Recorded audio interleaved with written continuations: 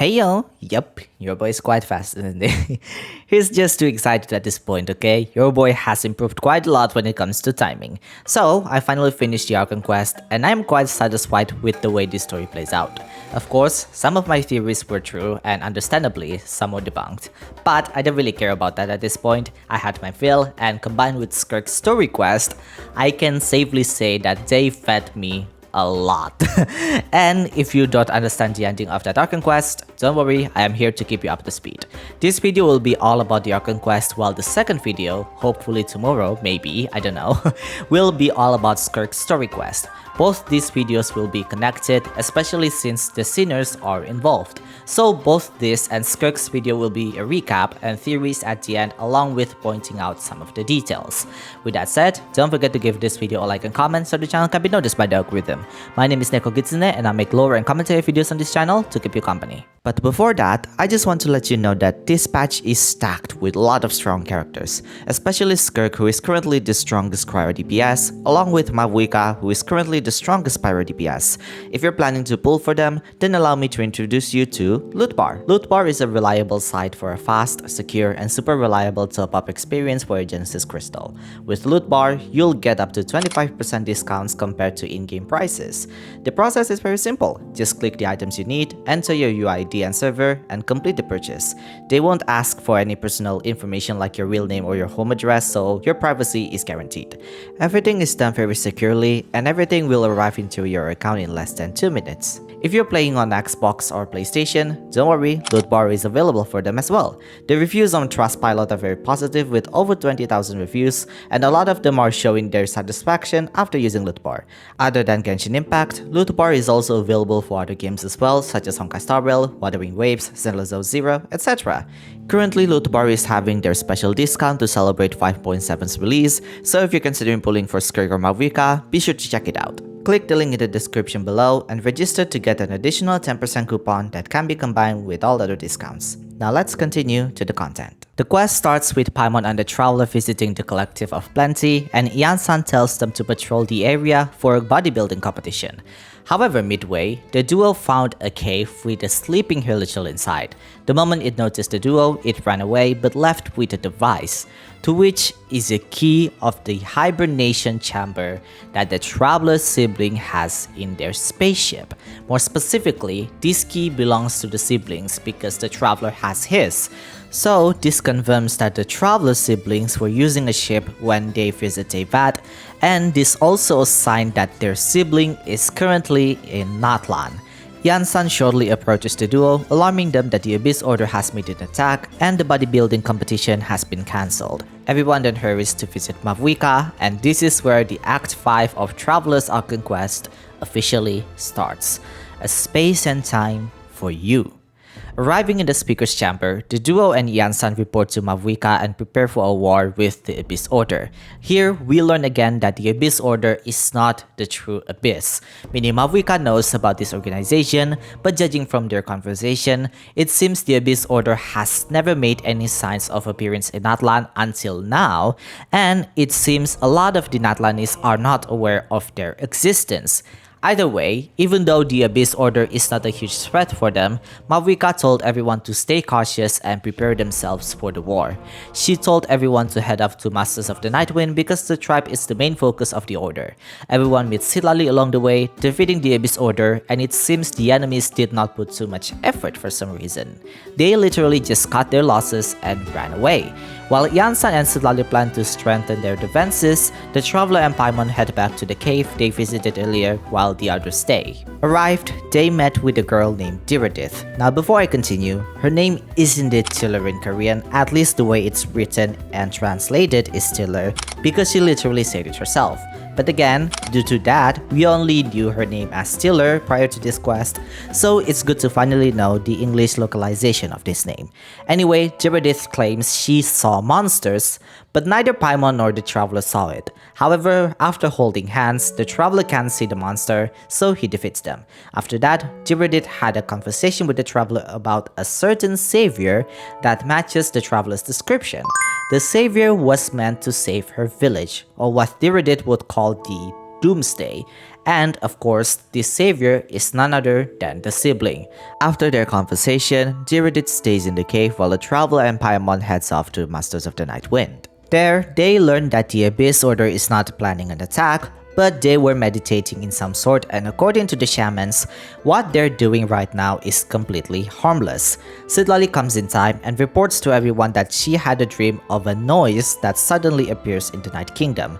According to her, it's harmless and won't interfere with the Night Kingdom, but also strange at the same time because it seems some sort of signal, appears from a different dimension of reality. Either way, it's still a mystery, but then the Traveler told Citlali about the experience he had with Direidyth. Basically, Citlali has no experience nor she was aware of this sort of phenomena, but she is jealous when the Traveler said Direidyth and the Traveler were holding hands. Girl, you do not want to know everything else that this man has ever done in other nations. He's not worth it, I'll tell you that. Anyways, because Direidyth thinks of the sibling as her savior, Yansan and Citlali warned the Traveler to be cautious of her. The duo came back and had a meal with Direidyth. After dinner, Direidyth told the duo about her homeland, thinking whether the sky is real or not, and whatever it is, the world that they live in right now is real. Now this raises a lot of speculation, which could heavily imply that all Khaenri'ahns know that the sky is false.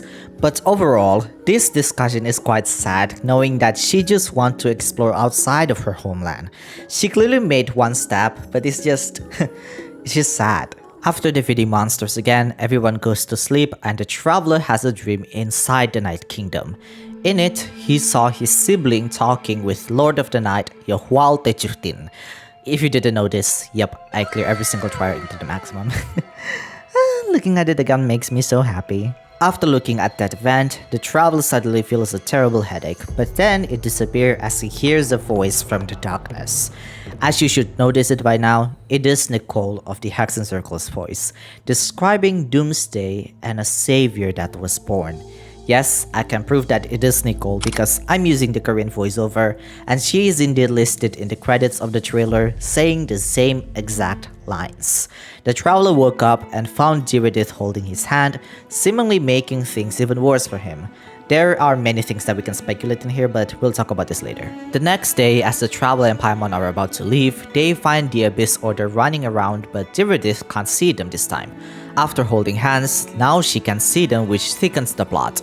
This of course will be relevant later, but for now, the Traveler and Paimon left Direidyth to visit Yansan in Masters of the Night Wind. According to her, the Abyss Order's front lines were destroyed because of a single man, and of course Dainsleif was there. Finally, he's here, and I swear to God, I really miss this guy. In his end, he interrogates all of the Abyss Order goons that he can find, but none of them are willing to share their secret, meaning everything that they hold is indeed a big one. He even revealed that the Abyss Order's attack on the Natlanis is basically a death wish, knowing all of the odds are stacked against them. The Traveler told Dane about Direidyth, and according to him, it's odd that she would even refer to the sibling as the savior, especially that term is only used before the Cataclysm. It seems after that event, no one even calls her as such, knowing they are the one that is responsible for the event according to the Wings of Fate's course intertwined. According to Dainsleif, Savior is just a celebratory title given to the sibling, believing that she will be the key to Khaenri'ah's bright future. But in reality, it's just a ploy for the Finster King and the court of Khaenri'ah for their lust for power, because from what we know according to the Wing, she was used by them to absorb an unlimited amount of abyssal power. This is further confirmed by Skirk in her story quest that the Traveler has the same power, but we'll talk about Skirk's story quest in another video. For now, Dainsleif can only suspect that Direidyth is probably a descendant from Khaenri'ah that lives remotely and cut off from the rest of the world, hence her beliefs in the Savior. The gang took a rest, and the next day, we find Dainsleif and Yansan had a disagreement. Yansan revealed that the Abyss Order retreated to the Cinder City, or you may know it as Ochkanatlan. Dainsleif wants to face the Abyss Order immediately, while Yansan wants to wait for Mavika's approval. Normally, I would give you my opinion later, but I'll tell you why Dainsleif wants to act immediately. First of all, he just doesn't like the Abyss Order in general. The cataclysm happened because of the Finster King's thirst in abyssal power after all, and the 5 sinners of Khaenri'ah were supposed to help him with the encroaching doomsday, yet none of them helped, and even Fedefalnir was the one influenced Clother to create the Abyss Order. Secondly, as you all should know by now, Dainsleif resented the 7. Khaenri'ah was destroyed because of the sibling and Finster King's action, and the 7 was summoned by the Heavenly Principles to destroy Khaenri'ah. So of course, having to wait for Mavrika's approval will not only waste time, but also waste Dainsleif's resentment even more. At the end, Janssen approved Dainsleif's request by acting alone, and he waited for the traveler to accompany. You know what, that's kind of adorable. Okay. You know what, Dainsleif, I see you now. I see why you love him so much, because ever since I made this version's analysis, I started to like him a lot more. Maybe I do have a type, because the type of husbandos I like are quite specific when it comes to their personalities. The trio made it to Othkanatlan and faced the Abyss Order by themselves. We got to play this. I mean, never mind. It's just a trigger. I suppose you can say it's like a QDE, but not really type of situation. But I mean, it's cool to see him one-shot enemies' shield. These guys are so annoying. But anyway, everyone meets the final boss, who is an Inquisitus Baptist, revealing that the new Khaenri'ah is complete. Dainsleif asks about its location, but the Baptist tells them if something is amiss at the beginning of the war. The traveler noticed Direidyth's situation, but Dainsleif told the traveler that the claim is a lie. After defeating the Baptist, which by the way, this guy's shield is extremely thick even with Hydro, but thankfully Dainsleif just one-shot it. He says his reasoning, given there's no way Khaenri'ah can easily be restored and there's no way Direidyth is from the new Khaenri'ah. Dainsleif suggested the traveler to test this theory out, and both the duo left Othkanatlan to meet Direidyth. In the meantime, Dainsleif got stabbed, but don't worry, he's okay. He has the curse after all, so he won't die. But then, we were further revealed that the Baptist is actually someone he knew, that being Dainsleif's master, Haden. We'll talk about Haden's lore in more detail in the theory section, but long story short, he's the person who taught Dainsleif how to use Black Serpent blade work, and Surtalogi was Dainsleif's co-student. Because of Haden, a lot of the knights under his wing were punished with corporal punishment, including Dainsleif himself, and it's also the reason why Surtalogi lost his limbs. From the looks of it, it seems Black Serpent blade work is the reason why they got punished, and Haden taught them all of this to his student in order to bolster his reputation and strength. Basically, this guy is a reputation freak. However, Haden remembers nothing and wants Dainsleif to tell everything about Khaenri'ah. Dainsleif did just that, and Haden revealed that the new Khaenri'ah is indeed not yet complete. In order to finish it, the Loom of Fate needs a lot of memories of Khaenri'ah. Everyone in the Abyss Order meditated to feed memories to the Loom of Fate, but because of the erosion, their memories are also eroded, meaning the new Khaenri'ah will be a broken memory. But Haden not only lured Dainsleif to relive the memory, at the current moment of time from the very beginning, the Loom of Fate is still running, and Dainsleif basically fed all of the memories of Khaenri'ah to the Loom of Fate. This was by all means necessary, even sacrificing all of the members of the Abyss Order. Knowing he was deceived, Dainsleif attacks Haden, slay him 100 times over.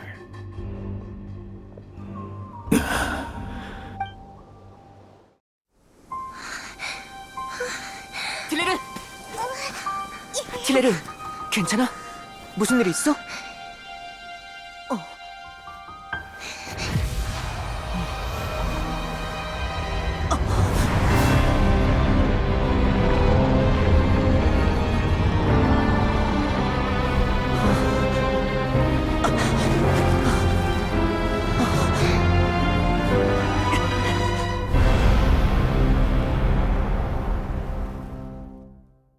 The Cataclysm from 500 years ago. Direidyth is not within the same timeline as the Traveler, and in fact, she was from 500 years ago who somehow is able to meet the Traveler at this current moment of timeline. This scene broke me apart because, damn. For your information, this is indeed not land during the Cataclysm. We'll talk more about this in the theory section. Direidyth then realized their time and even their world was different. With that, she asks the traveler to give her a memento so she can give it to the sibling, who she still believes as her savior, but within her heart, the traveler is her true savior. The traveler now realized that the one they saw at the beginning of the quest was the present Direidyth, who became a Hurlitural, meaning she is not a pure-blooded Khaenri'ahn. You are given an option to give the key or not, but to save you the time, both answers will lead you to the same result. These are two main differences, however. If you keep the key, you will get an additional dialogue and keep the key that you obtained at the beginning of the quest. If you give it away, you will lose the key. Otherwise, they remain the same. We'll talk more about this later. Whatever you choose, the time stopped and the sibling appeared. Istaroth was present from the very beginning, and she was the one doing all of this. According to the sibling, she was the princess of Khaenri'ah at the time and was ready to do her role during the cataclysm. But then she saw Direidyth with the key to the traveler's hibernation chamber, claiming he was looking for her, and hoped that by telling the sibling what to do is also the key to save the world. Given such heavy choices, the sibling chose to leave Khaenri'ah and find the traveler, only to find the traveler is still sleeping. Because she didn't have time to think about things, she just grabbed her brother and ran away from Teyvat, and thus the beginning of the game's cutscene. With that said, the sibling believed that this is Istaroth's role during the cataclysm, and this is just her mocking at the sibling. Istaroth, girl, what the f***? I really thought you were a nice woman after all. I'm gonna be real with you all, this whole thing is just a mess, okay? The more I rewatch my recordings, the angrier I get, because at this point, no one is right and everyone is wrong. The Heavenly Principles and their shades are one step ahead. Renova cursed the Khaenri'ahns while Istaroth misled both the sibling and Direidyth by doing this. The Sinners and the Finster King were the main reason why they were cursed to begin with, while the sibling was destroyed by everyone else and the innocent Khaenri'ahns were to pay the price. Everyone f***ing sucks. At this point, there's no one that we can trust. Now I understand why Pierre said the Khaenri'ahns were not innocent either. Like seriously, after knowing and understanding all of that, it just makes me feel so betrayed. Especially Istaroth, like girl, I always thought you were a nice woman, but no you're not, you're just the same like everyone else. The sibling then reveals the Abyss Order made an attack on the Natlanis, more specifically the Masters of the Nightwind, to buy some time for her to visit the Night Kingdom and negotiate with the Yohualtecuhtin.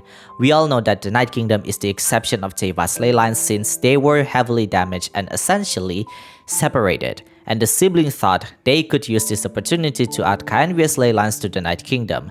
Unfortunately, there's just no more room, but Yohualtecuhtin allows the sibling to create a new realm for Khaenri'ah using Teyvat as the base and superimpose it with the present-day Natlan space and time. Because of this superimpose, it's also the reason why we were able to see Direidyth. Thanks to Dainsleif, the Loom of Fate's job is now complete, creating the Atlas of the New World that contains Khaenri'ah's new ley lines. When the traveler asked why the sibling do all of this, she simply answered that her memories when she arrived in Teyvat were erased. She remembers everything after serving her time as the princess of Khaenri'ah, but even then, she still sees Khaenri'ah as her second home. All they need now is a space that can contain it. Until then, she can speak to the Heavenly Principles as equals, and to do that, she needs the might of the entire world. At the end of the conversation, the sibling noticed the presence, and from the looks of it, the sustainer of the Heavenly Principles was present, eavesdropping on their conversation. 왠지 모르게 네가 하는 말이 자꾸 낯설게 느껴져. 루미는 네가 말하는 것들이 그 계획이 우리한테 정말 의미가 있어?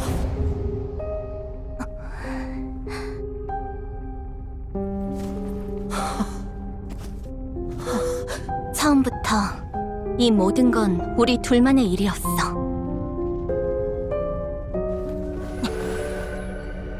잘 가, 오빠.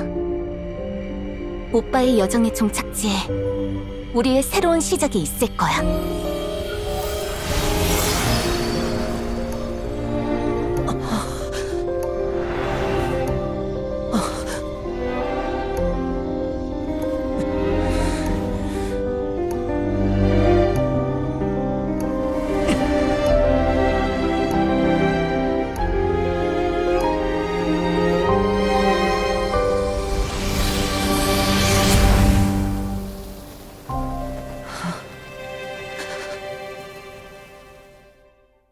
The Traveler and Paimon visited Masters of the Nightwind to update everything, but the Traveler is very gloomy. Paimon also told Yansan about what happened on her end, and it seems the Traveler was sent to the superimposed Leylands, a different time and space. Sidlali explains everything based on what Yohualtecuhtin told her. So basically, when Yohualtecuhtin knew there's the third option called the Loom of Fate during our conversation with her, she was intrigued because it was basically a machine that creates something from nothing. She saw the siblings attempt as the third option, namely preserving a whole nation in the form of an atlas. Basically, atlas is a collection of maps or books that covers geography and history, which explains the shape of the atlas that the sibling was holding. Anyways, Yohualtecuhtin imposed an additional condition on her own, but she didn't tell Sidlali what it was. As Yansan invites everyone to visit the Collective of Plenty for a victory feast, the Traveler and Paimon leaves as he needs some time for himself. Losing in his thoughts, not knowing what to think of what just happened, he fell asleep, but this time, Paimon is there to hold his hands where sweet dreams awaits. This is where the sibling Archon Quest officially ends. Okay, God, that quest is just so depressing. Now I know it might be not that much because I admit my first experience doing this quest was a bit on the mediocre side where everything feels a bit too fast. But I kinda expected that anyway because the Traveler's Archon Quest was never meant to be a long one, but that's also the charm of it because you are meant to find and meet your sibling for a very brief moment, along with Dainsleif, who is also trying his best to hunt the Abyss Order for his personal vendetta. Now that I have re-experienced that and now that everything makes a lot of sense, it makes me realize that no one in this situation is right or wrong. Everyone sucks, our sibling was being toyed, and the twins are just puppets of fate at this point. It really makes you think, what was the point of the journey? Okay, sorry, I got a bit emotional there. I'm an artist, okay? I get emotional very easily. With that said, let's just move on to the theory section. But of course, since you made it this far, then I assume you really like this video, so please don't forget to subscribe to this channel because that helps this channel to get pushed by the algorithm and that lets me know that I'm doing a good job. With that said, let's continue. So, what do we learn? First of all, let's take this slowly and start with Haden.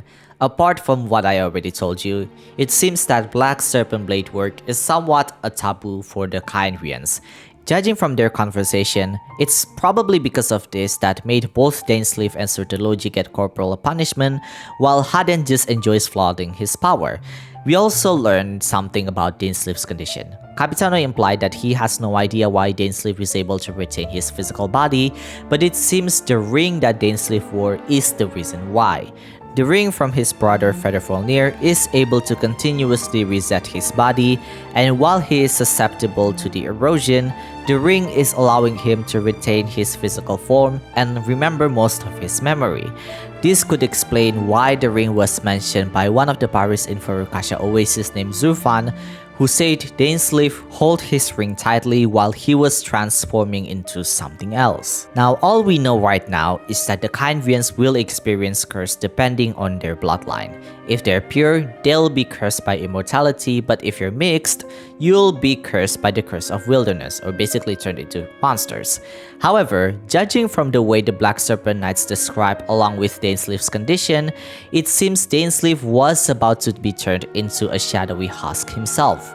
Both Dainsleif and Surtalogi were punished for being too restless and brash, which matches the description of the Black Serpents, where their introduction in the Adventurer's Handbook says all they have is the will to fight something. Their individual description also talks the same way, where they literally lose their humanity and only have the will to fight something. It could explain the reasoning behind Surtalogi's final form, where he completely turned into a Black Serpent Knight, Well, at least how he wanted to present himself as, and until today, he is trying to find someone that he can fight, otherwise he'll get bored. Hence, he trained Skirk to who she is today.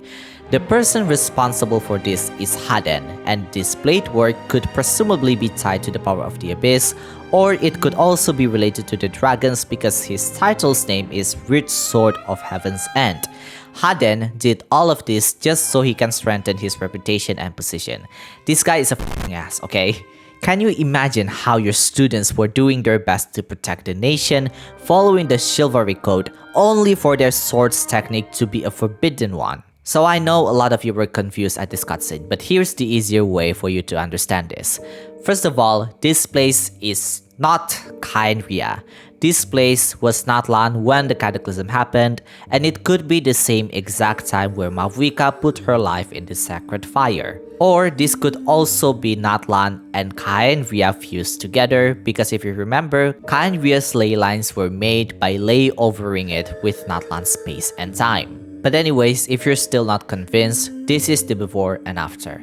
Also, if you watch Kimi no Na wa, this scene might be familiar to you. You can think of the Traveler and Direidyth as Taki and Mitsuha, while Istaroth as the Twilight. The reason they can meet is because the Loom of Fate was creating Khaenri'ah's new ley lines by layover it with Natlan's space-time, and during this time, Istaroth brought Direidyth to the present so the meeting happened, therefore tricking the sibling and abandoned Khaenri'ah in order to escape Sevat. Direidyth was also tricked in this case because she believed that telling the sibling about the Traveler's existence might save the world, but it ended up the other way around. When the time stopped in the quest, this could be the time where Direidyth was brought back to the past. It might sound crazy, but remember, we see this particular event happen before in Raiden Shogun's second story quest, where Makoto Half-A plant a seed of the sacred Sakura to cleanse the abyssal field in Inazuma, and in order to buy time for A to fully understand her role, Makoto asks the ruler of time Istaroth to bring the seed back to the past. Even the way it is played here is exactly the same because everything played in a completely different time and space.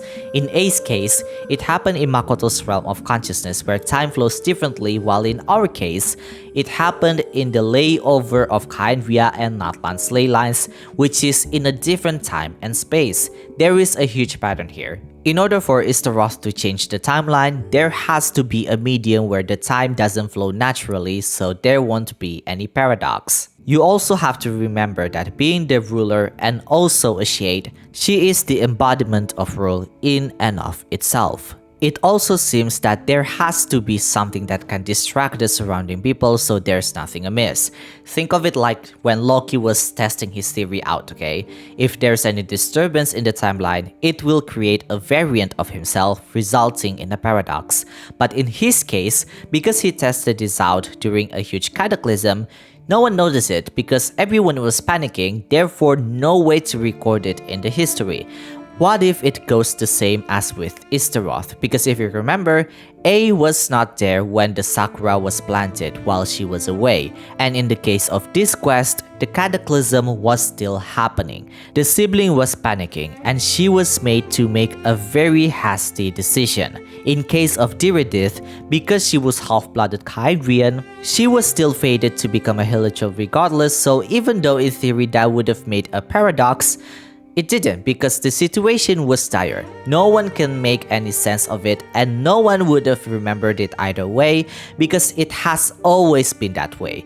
Direidyth has no way to know what's happening because she's already turned into a Hilichurl, and the only way for her to remember it is to create a painting of what she saw back then, the painting of the horrifying view that she saw 500 years ago in her time. With that said, in the end, everyone in Inazuma believed that the sacred Sakura has always been there, while in our case, the cataclysm happened because the sibling abandoned Khaenri'ah. The sibling also said the plan that they've been doing for 500 years is also part of Istaroth's plan in order to act as the trigger to make this meeting happen. It's a perfect plan, and not only that, a very messed up one because the heavenly principles and their shades are just toying with everyone at this point. At the end of their conversation, we see a portal and the sibling was on alert when they notice it.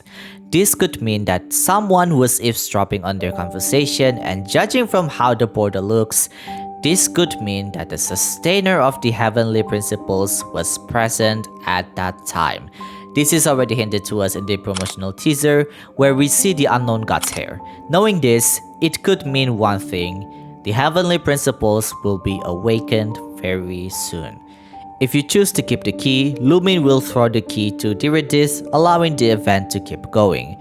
This happened after the Sustainer went away, meaning she knew that no matter what happened, the heavenly principles will always intervene, and perhaps throwing her own key to Direidyth is her way to protect her brother. By the way, you can actually visit this place again by going to this specific location. Just for your information, no, this place is unexplorable, but hey, looking pretty cool, I'd say. Musashi, I'm waiting for your video, dude. So during our dream, we witnessed our sibling and Yohualtecuhtin made an agreement. At the end of the Archon Quest, Surtalogi revealed that Yohualtecuhtin indeed allowed the sibling to use the Loom of Fate after knowing it won't have any significant impact on Natlan's ley lines. It's also important to note that we were the one that told her about the Loom of Fate. We told her during the third act of Natlan's Archon Quest and seeing it as the third option to save Natlan. With that said, it's possible that her deal with the sibling was to use the Loom of Fate to preserve Natlan's current ley lines in the form of an atlas. This is still a huge probability, by the way, because the way the sibling told us is as if the Loom of Fate is no longer usable after creating the atlas, and knowing Nicole was also there, she might also have a conversation with Yohualtecuhtin, considering that both of them are angels. Now, which comes to mind with Nicole? Once again, she was there to tell the traveler what happened during Khaenri'ahns cataclysm, or known as Doomsday according to Direidyth. Savior was born during that time, which could mean that Nicole was there to hint the traveler again that the Doomsday was about the cataclysm, because prior to that, Direidyth told the traveler about it as if it was a different event. Not only that, the illustration is clearly showing the cataclysm. The unique wording here is the birth of Savior. It's as if she was telling the traveler that the birth of Savior happened during that time and not prior to that. If we look back again, Direidyth said the traveler is her savior, and back then, the sibling was no longer deemed as their savior because she ran away. Even right now, she still ran away to somewhere to host the new ley lines. So the savior here could likely mean the traveler who was born in that superimposed space and time as the new savior. So we just talked about the Atlas not too long ago, but I want you guys to remember something that will blow your mind. My friend on Discord has the audacity to show me a Reddit post while I was editing, and I just know if it pings, shit is about to get real, and you fucking bet it is. He made my brain explode, so I'm dragging you with me as well. Are you ready? Anyways, back in version 1.1, when Zhongli's story quest was released, he mentioned something interesting at the end. I'll let you hear it yourself. Stone carvings were one such ancient method, but unchanging stone, immovable earth, even one such as myself. Someday we may all disappear. Therefore, I thought of you, traveler. You are one who crosses the celestial atlas, and who passes through countless worlds. If our history is engraved in your memory, it will one day accompany you into another world. As long as a traveler like you is able to record what happened, then a backup of sorts will exist for times and tides of Teyvat. Sounds very familiar, doesn't it? It sounds exactly what the Atlas of the New World is. It uses the memories of everyone in Khaenri'ah to create new ley lines. It's also added with cryptic things that Dainsleif mentioned in the Travail. The war has already begun. It's just a continuation of the past battles. The keyword in this Archon Quest is memory, and it has always been that way every time Siblings Archon Quest appears. At the end of Sumeria's Archon Quest, we received a silver twig in our inventory, and the Irminsul has always been the center of the world as the database of Teyvat's memories. You're following me so far? Now hear me out, okay? We're going back to Rene's notes again. I know it's overused at this point, but hear me out. So right now, the sibling created new Khaenri'ah ley lines, and right now, they only need a place to host it. The notes in Rene's notes were heavily inspired by the root race where Polarian was not mentioned, Natlantia and Remuria positions were switched where it was originally Lemuria and Atlantean, while the final root race was Aryan, which in game is Crown Arya. Khaenri'ah's new ley lines created by layovering it with Natlan's ley lines makes a lot of sense because Aryan people were incarnated Atlantean souls from 1 million years ago.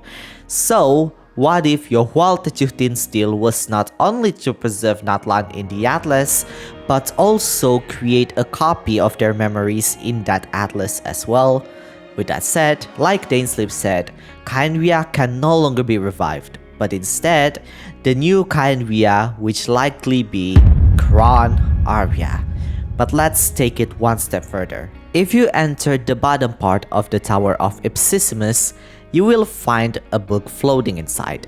It's a very simple statement, yet this could be a very huge foreshadowing as it somehow connects with what we are experiencing right now.